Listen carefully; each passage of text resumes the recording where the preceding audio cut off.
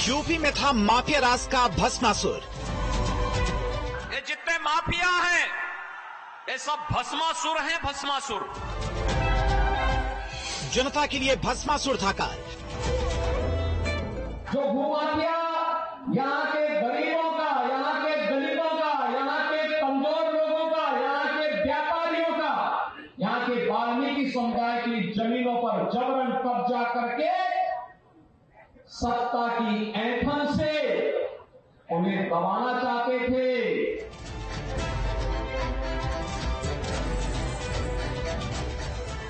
Bulldozer प्रण से mafia राज पर प्रहार। अवैध कमाई से जिन्होंने संपत्ति अर्जित की है, या तो संपत्ति सरकार जब्त कर रही है या उस पर सरकार का बुलडोजर चल रहा है।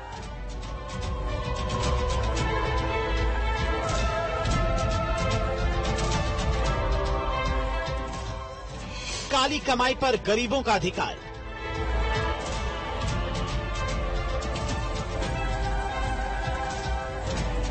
तो उस ऐंठन को तो दूर किया ही गया, लेकिन साथ साथ गरीबों की संपत्ति भी उन्हें वापस करते हुए जिन लोगों ने सत्ता का दुरुपयोग किया था उसकी सजा भी सरकार उनको दी है।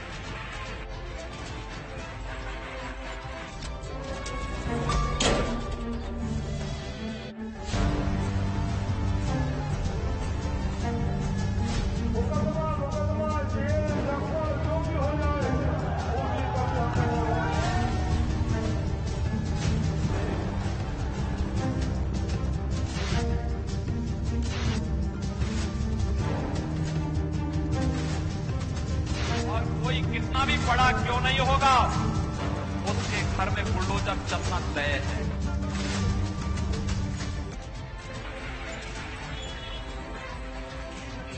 मिट्टी मिट्टी माफिया वाली सौगंध।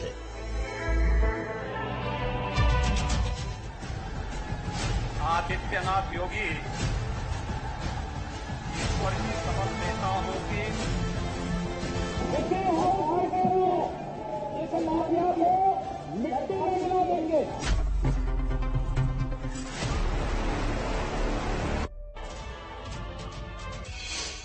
कटघरी में खड़ा कांप रहा कुख्यात।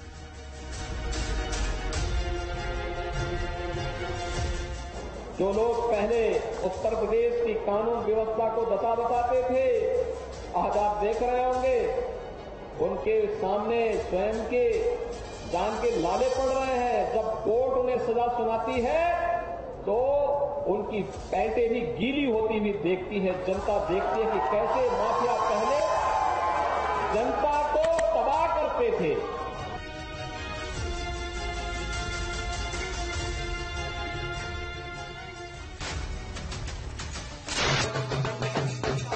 माफिया मुख्तार अंसारी पुत्र सुभानुल्लाह अंसारी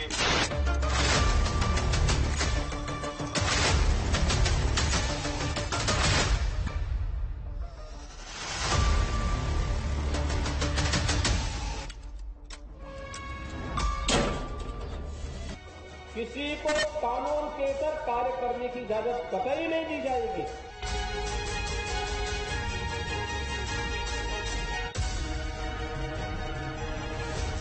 राजूपाल और उमेश पाल हत्याकांड समेत कई गुनाहों का सलाखों के पीछे हिसाब दे रहा माफिया अतीक अहमद हर रात एक एक पल उस काल को याद कर रहा है जब उसने अपनी गुनाहों की डायरी में खून की स्याही से बेगुनाहों का बही खाता लिखना शुरू किया था। राजूपाल हत्याकांड में उम्र कैद की सजा सुनकर कटघरे में थर्रा जाने वाला माफिया करोड़ों अरबों रुपए की दौलत का साम्राज्य यूं ही खड़ा कर चुका था, लेकिन इसी दौलत की एक एक पाई का हिसाब उसे देना पड़ रहा है। सलाखों में कैद इस कुख्यात के हर कुकर्म का काल चक्र सूद समेत हिसाब कर रहा है। सलाखों में अतीक का हर पल सवालों के शिकंजे में है, तो बाहर अतीक के साम्राज्य को उसके पीछे जिंदा रखने वाले गुर्गों पर कानून का हंटर चल रहा है। अतीक की बेगम भी जॉन के काले कारनामे को लेकर कानून के रडार पर है। अतीक का जरा जरा काल की कसौटी पर खड़ा है। माफिया अतीक का साम्राज्य मिट्टी में मिल चुका है। उसकी गुनाह की हर तारीख को दबंगई के इतिहास से मिटा देने की हर लकीर कानून खींच रहा है, लेकिन कानून की इसी लकीर पर खड़ा है एक और डॉन माफिया मुख्तार, जिसका गुनाह भी अतीक से कम नहीं है। अतीक के बाद अब इंसाफ की चौखट पर काल चक्र करने जा रहा है माफिया मुख्तार का हिसाब।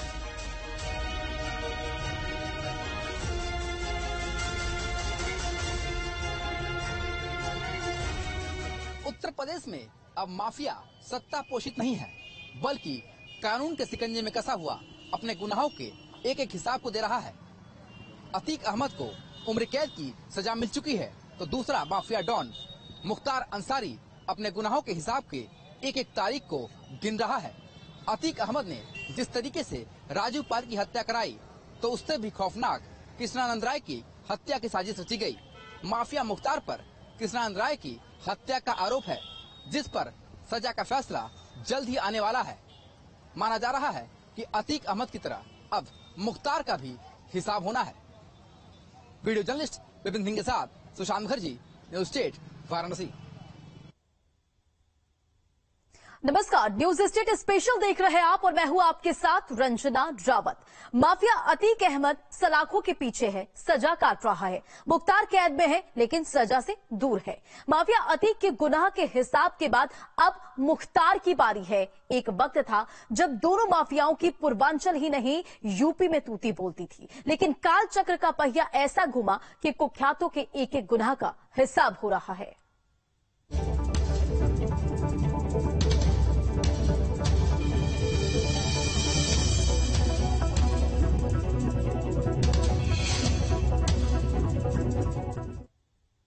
अतीक के गुनाह का हिसाब अदालत ने कर दिया, लेकिन अतीक के गुनाह से संगीन गुनाह मुख्तार का बताया जाता है। दोनों माफियाओं की क्राइम स्टोरी एक सी है। सियासत में मात दोनों को बर्दाश्त नहीं हुई, लेकिन उनकी ये हनक ही अब सियासी चक्रव्यूह में फंसकर उतर रही है।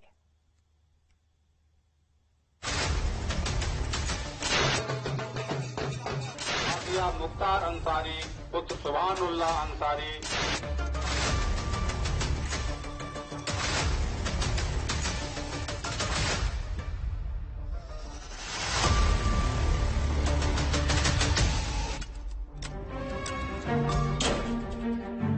भस्मासुरों को जो भी पालेगा वह अपने विनाश का रास्ता ही तैयार करेगा। कानून व्यवस्था और सरकारों के लिए भस्मासुर साबित हो चुके इन्हीं माफियाओं पर योगी सरकार ने सख्ती की। जो कुख्यात सदन में सफेद पोश माननीय बनते थे, उन्हें सलाखों में कैद कर हनक पर सीधा वार किया। लेकिन ये माफिया एक पेशेवर अपराधी आखिर किसके द्वारा पाले पोषित है? अतीक अहमद और मुख्तार अंसारी पूर्वांचल की सियासत और अपराध की दुनिया में हनक का नाम था।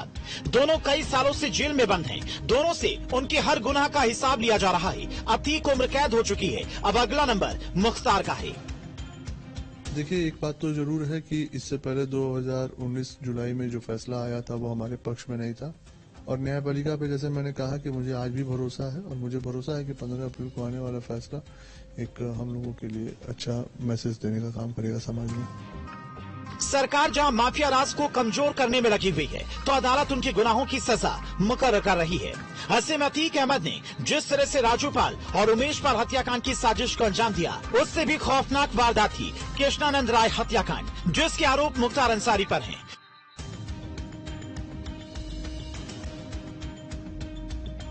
इसमें जिम्मेदारियां बढ़ जाती हैं, अपने गवाहों के प्रति उनका संरक्षण देना, क्योंकि इससे पूर्व की जो भी सरकारें सपा बसपा की रही हैं उसमें इन माफियाओं को जितने सरपरस्ती मिलती रही है, उसी का ये फैसला रहा कि 2019 में ये मुकदमा हारना पड़ा, क्योंकि उसमें जो जज थे उन्होंने सीधा कहा कि अगर गवाहों ने अपना बयान नहीं बदला होता तो इसका फैसला कुछ और रहा होता।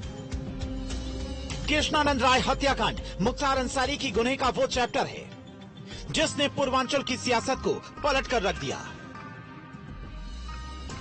साल 2002 में यूपी विधानसभा के चुनाव थे। मोहम्मदाबाद सीट पर कृष्णानंद राय विधायक थे। कृष्णानंद राय ने अफजाल अंसारी को मात दी थी। मुख्तार अंसारी का भाई अफजाल अंसारी चुनाव लड़ा था। मोहम्मदाबाद सीट पर लंबे वक्त से मुख्तार अंसारी परिवार का कब्जा था। भाई की हार को मुख्तार अंसारी बर्दाश्त नहीं कर पाया। जनता का फैसला माफिया मुख्तार को रास नहीं आया। 29 नवंबर 2005 को कृष्णानंद राय को गोलियों से भून डाला। हत्याकांड को अंजाम देने के लिए 500 राउंड गोलियां चलाई गईं। कृष्णानंद के साथ 7 लोगों को भी मौत के घाट उतारा गया। ठीक अतीक अहमद और राजू पाल की तरह ही कृष्णानंद और मुख्तार अंसारी के बीच की ये सियासी रंजिश थी। फर्क इतना था, राजू पाल को अतीक अहमद ने मरवाया, जबकि कृष्णानंद की हत्या के आरोप मुख्तार अंसारी पर हैं। कृष्णानंद राय ने न सिर्फ उनको चुनाव हराया, बल्कि कृष्णानंद राय पूरी ठसक के साथ उस विधानसभा क्षेत्र में अपनी मौजूदगी बनाए हुए थे। एक घटना होती है चुनाव के कुछ दिनों बाद, करीब सवा साल बाद होती है। लखनऊ से जाते समय कैंट पे एक मुठभेड़ होती है दोनों के बीच में और गोलियां चलती हैं। इस घटना के 4 साल बाद फिर मुख्तार के लोग कृष्णानंद राय को घेर कर, उनके 7 साथी जिसमें 2 उनके गनर भी थे और कृष्णानंद राय गाड़ी पे बैठे थे, और उनको घेर कर AK-47 और दूसरे स्वचालित हथियारों से सैकड़ों राउंड फायर करके उनको मार देते हैं। इस हत्याकांड से पहले ही मुख्तार अंसारी पर मऊ में हिंसा भड़काने के आरोप लगे थे। कहा जाता है कि ये एक साजिश थी जो मुख्तार अंसारी की प्लानिंग का हिस्सा था। जेल में रहकर मुख्तार ने कृष्णानंद राय की हत्या की स्क्रिप्ट तैयार की थी। मुख्तार अंसारी के कहने पर ही शार्प शूटर मुन्ना बजरंगी और अतीकुर रहमान ने हत्याकांड को अंजाम दिया। लेकिन जो इसको प्रश्रय मिला जेल के अंदर, ये जब मऊ में दंगा इसने कराया 2005 अक्टूबर में, और उसमें बड़ी किरकिरी होने लगी, तब इसको पार्टी ने कहा भाई हाजिर हो जाओ। जेल में गया और जेल में रहकर इसने कृष्णानंद राय की हत्या की साजिश की। कृष्णानंद राय की साजिश की हत्या के पहले ये बात है जनवरी 2004, इसका नंबर सर्विलांस पर था, ये बाहर था तब, और ये लाइट मशीन गन मंगा रहा था। लाइट मशीन गन की रेंज होती है 500 मीटर, रेट ऑफ फायर होता है 550 राउंड्स पर मिनट। तो इसका मुन्नर यादव इसका गनर था, उसके माध्यम से इसने, वो इसका भांजा था फौजी, कश्मीर से LMG लेकर भाग आया, और हमारे शैलेंद्र सिंह डिप्टी SP थे STF के, बनारस में तैनात थे, उन्होंने पकड़ लिया Munnar Yadav, Babulal Yadav, light machine gun 400 कारतूस। मुख्तार का नंबर पूरा रिकॉर्डेड था। टाटा का मुकदमा कायम हुआ। साल 2005 के इसी हत्याकांड में CBI अदालत ने मुख्तार अंसारी को बरी किया जा चुका है। साल 2019 में CBI कोर्ट ने मामले पर फैसला सुनाया था। मुख्तार अंसारी समेत 7 लोगों को बरी कर दिया गया था। गाजीपुर सांसद अफजाल अंसारी भी मामले में आरोपी हैं। गवाहों की हत्या और कुछ गवाहों के मुकरने का दावा किया। MP MLA कोर्ट से 15 अप्रैल को फैसला आना है। 13 साल से मुख्तार अंसारी जेल में बंद है। मुख्तार अंसारी पर 40 से ज्यादा मामले दर्ज हैं। ऐसे में अगर MP MLA कोर्ट से अतीक की तरह मुख्तार की किस्मत का फैसला होता है तो तय है मुख्तार का कल सलाखों के पीछे होगा। मुख्तार की किस्मत का फैसला काल चक्र करेगा। Team news steel. दोनों माफिया सलाखों में है, लेकिन दहशत का साम्राज्य अब तक जेल से चलता रहा है। अतीक और मुख्तार के गुर्गे वक्त वक्त पर दहशत के पोस्टर शहर पर चिपकाते हैं, कानून व्यवस्था को चुनौती देते हैं। जिन कानून व्यवस्था से इन्हें रौंदा जा रहा है वहां ये हाल है। सोचिए उस दौर में हनक कैसी रही होगी।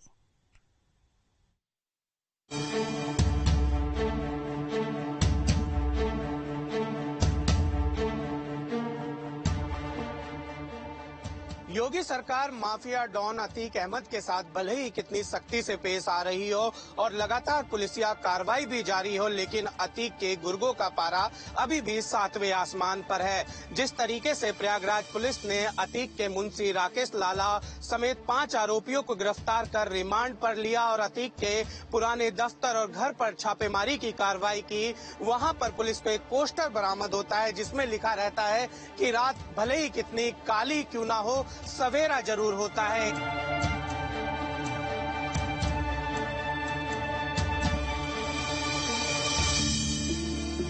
रात कितनी भी काली हो, सवेरा जरूर होता है। ये उम्मीद का पोस्टर अतीक के साम्राज्य की दीवारों पर चिपका है, जो उस गुरूर को दिखाता है कि कैसे माफिया अतीक को उम्र कैद के बावजूद अपने बाहर आने का इंतजार है। राजू पाल और उमेश पाल हत्याकांड को लेकर माफिया अतीक अहमद पर जेल और जेल के बाहर शिकंजा कसा जा रहा है। एक तरफ जेल में बंद अतीक अपनी पहली सजा के बाद से सलाखों के पीछे आंसू बहा रहा है, तो दूसरी ओर उसके साम्राज्य को संभाल रही बेगम शाइस्ता की मुश्किलें भी बढ़ती जा रही हैं। अतीक के गुर्गे अभी भी अतीक के काले साम्राज्य को दोबारा बढ़ाने का ख्वाब देख रहे हैं, उसको योगी सरकार और योगी की पुलिस दोबारा नहीं होने देगी। लेकिन एक बात तय है कि जो कार्रवाई चल रही है, ऐसे में अभी भी अतीक के कई सारे गुर्गे ऐसे हैं जो कि पुलिस की पकड़ से दूर है और हो सकता है कि जल्द पुलिस उनको हिरासत में ले लेगी। एक तरफ पोस्टर के जरिए अतीक के गुर्गे फिर से अपनी दहशत के साम्राज्य को जिंदा करने की कोशिश में लगे हैं, तो दूसरी तरफ वो डायरी है जो अतीक के अतीत को अपने पन्नों के जरिए बयां कर रही है। इस डायरी में अतीक के खूनी हिसाब दर्ज हैं। छोटे, राधे, गॉड मदर जैसे नाम लिखे हैं। डायरी में कई तरह की कोडवर्ड का इस्तेमाल है। आधे अधूरे अक्षरों में कोडवर्ड नाम लिखे हैं। कई नामों के आगे मोटी रकम का हिसाब है। डायरी में अतीक के लेन देन का लंबा हिसाब है। पुलिस को ये डायरी और पोस्टर अतीक के ऑफिस से मिले हैं। एक डायरी मिलती है जिसमें कोड वर्ड पर लिखा रहता है राधे, गॉड मदर जैसे कोड वर्ड को डिकोड करने के लिए अब प्रयागराज पुलिस लगी हुई है। लेकिन सबसे बड़ी बात है कि उस डायरी में कुछ फटे पन्ने मिले हैं जिसमें ये कहा जा रहा है कि उसका जो संबंध है वो उमेश पाल हत्याकांड से है और डायरी में कुछ लेन देन की भी बात कही गई है। डायरी और पोस्टर ही नहीं, अतीक के काले कारनामों का कच्चा चिट्ठा खोलते राजूपाल हत्याकांड की जांच से जुड़े अधिकारी नारायण परिहार से सुनिए कि कैसे अतीक के गुर्गे पुलिस की आंखों में धूल झोंकते थे। अफवाहों को डराना, धमकाना, प्रलोभन देना और घटना की अपनी एलिवाई अलग बनाना कि घटना में यहाँ नामजद हो रहा हो, अपनी उपस्थिति घटना स्थल से 100-200 किलोमीटर दूर अपनी लिखा पढ़ी में शो करना। ऐसी कई उदाहरण हैं इनके। जैसे अशरफ ने एक मर्डर किया था सिविल लाइन इलाहाबाद में, उसी वक्त पे जो है ये चंदौली में दफा 25 में इनके नाम पते से दूसरा आदमी बंद हो रहा। लेकिन वो तो ये था कि वो भेद खुल गया तत्काल के उमेश पाल मर्डर कांड में। असद का एटीएम उनके लड़के दिल्ली में यूज कर रहे हैं, उनका मोबाइल से बात कर रहे हैं कि जिससे अगर वो गाड़ी से उतर के अगर यहाँ फायरिंग ना करता तो यही होता कि असद वहाँ था ही नहीं। और अशरफ जो है मौका वारदात पे कर नहीं, अलग अधिकारियों के पास बैठे हैं और यहाँ घटना हो रही। अतीक की हनक इस कदर थी कि उसके सामने सर उठाने से भी लोग डरते थे। यह तस्वीर उस दौर की कहानी को बयां करती है। इन तस्वीरों में जो शख्स पत्थर फेंकता नजर आ रहा है, यह अतीक का खास गुर्गा असाद कालिया है। वीडियो 2019 का है।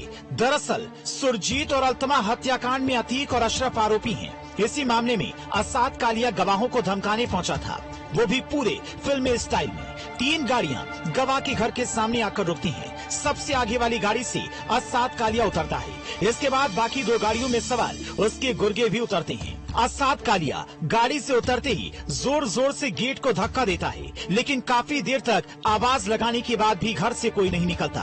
तो असाद पास ही पड़े 2 पत्थर उठाता है और घर की तरफ फेंक देता है। असाद को उस वक्त न तो पुलिस का खौफ था, न ही आम लोगों का। फिल्मी अंदाज में ये सब आते हैं, गवाह के घर पत्थर फेंकते हैं और फिर उसी अंदाज में वापस भी चले जाते हैं। ऐसा ही एक मामला मदरसे में लड़कियों से रेप का भी है, जिसमें अतीक के डर से 3 पीड़ित लड़कियां बयान से मुकर गईं।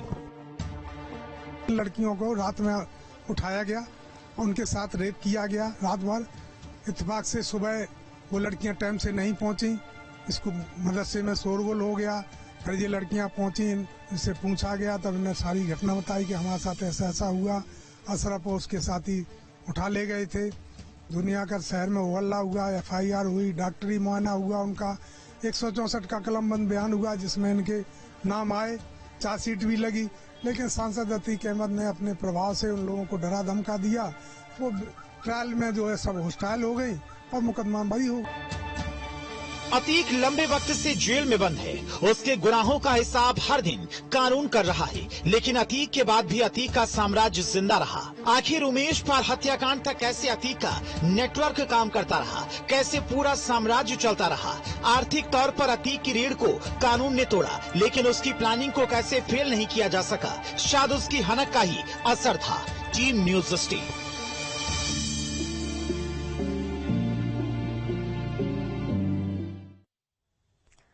रुकेंगे बहुत छोटे से ब्रेक के लिए, बने रहे न्यूज स्टेट के साथ।